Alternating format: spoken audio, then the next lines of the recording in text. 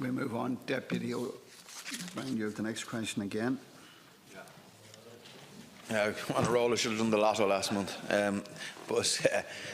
Yeah, I have raised this issue before. I know other colleagues have as well about defects and housing defects, and particularly in the area of fire defects for multi-unit developments. And I want to ask, I raised this for you in the last quarter of last year, have you advanced your plans to develop support for multi-unit developments affected by fire defects and other building defects, and if you would maybe update the House on progress with that within your department?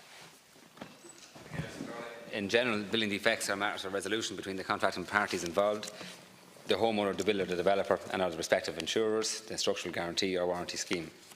In the case of multi-unit developments, the legislative position is very clear in terms of where responsibilities rest.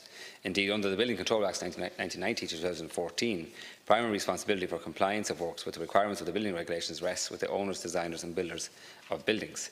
When a building is constructed and occupied, statutory responsibility for safety is assigned by Section 18(2) of the Fire Services Act 1981 and 2003 to the person having control of the building.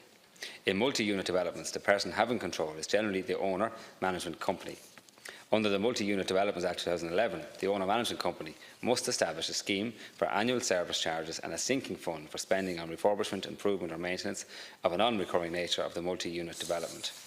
In the aftermath of the Grenville Tower tragedy in June 2017, a task force was established by Minister Murphy to lead a reprisal of our approach to fire safety in Ireland, and recommendations arising from the report of the task force to enhance fire safety are currently being implemented.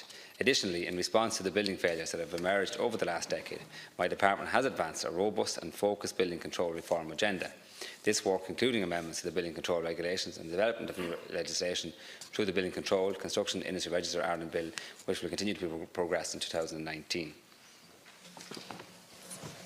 Question. 1 minute. Minister, pretty much along the lines of what you answered before, no one's asking government or indeed the Exchequer to take up the can for every development that is defective. But I think, as you know, to quote sinking funds, the vast majority of sinking funds there held by management companies and owner management companies are wholly insufficient to deal with some of the deficiencies that are there and the defects that are there. And also, in many instances, builders have walked away, insurers have walked away, and there's an argument and people are left in abeyance. Now, the Joint Committee on Housing Planning and Local Government did a very good report on this, and that was the Safest Houses report that made a number of quite detailed recommendations, and that was accepted by the committee across party. And really what I'm asking for is, are you of a mind to accept any of those recommendations and move with them, or is the report simply done by the Housing Committee? So thanks very much, guys, report's done, now let's move on. You'll also be aware the Apartment Owners Network have requested certain measures as well. I intend to bring forward legislation this month, actually, at second stage in relation to sinking fund provisions and providing better clarity there, and I hope that we'll be able to get support across the House and in government on that to move that forward quite speedily, because there are deficiencies in this. And I think 10 or 12 years into management companies and seeing how they operate, and they were relatively new in Ireland, still are, I would say. There's a lot of work that needs to be done to bring management companies back into control. But we need as well, though, for the 500,000 people who are living in multi-unit developments, and many of those are living in developments that have defects, and we need to be able to try to address it. Thank you. 1 minute.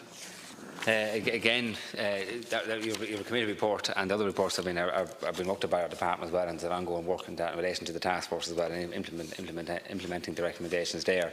There is the issue around who and when a government intervenes here.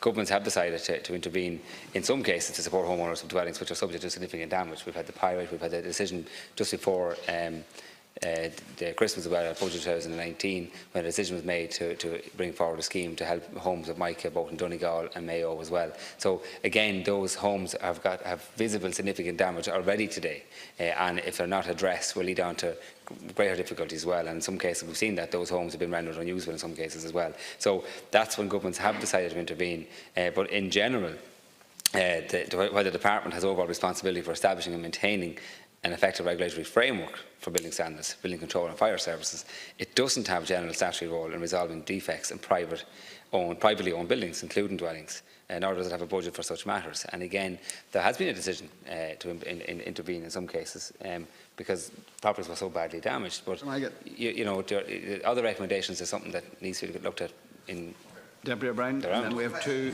What areas? There were quite detailed recommendations made by the committee, and it was really what aspects of that committee report recommendations would you accept and would you like to move on as Minister? I suppose that's something to look back at and to see what we could do. I fully appreciate that. It's not for the state all the time to carry the can, but you mentioned earlier on in a response on pyrite that the way that the proposed levy at the time, the levy on the industry, both in the insurance and the construction sector, was dispensed with that idea of doing it. I think, again, that whilst the taxpayer will have skin in the game as well, so should the industry, and both the insurance sector and the construction sector, because this is a problem that won't go away, and we don't want any more Priory Halls or Longboat Quays or all the other ones that you and I know about that residents don't want to even mention.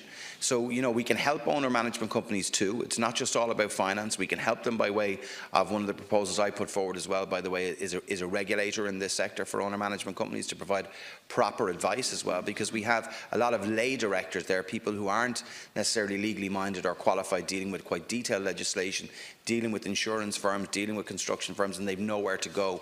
And I have published a bill, as you know, which would set up a regulator in this sector. So there are other things that we can do that won't cost us a whole heap of money. So I'd ask you just to go back and have a look at that report again. And I will look forward to meeting both yourself and Minister Murphy and indeed other members here in relation to the sinking fund legislation that will be bringing forward in this month. Before you answer,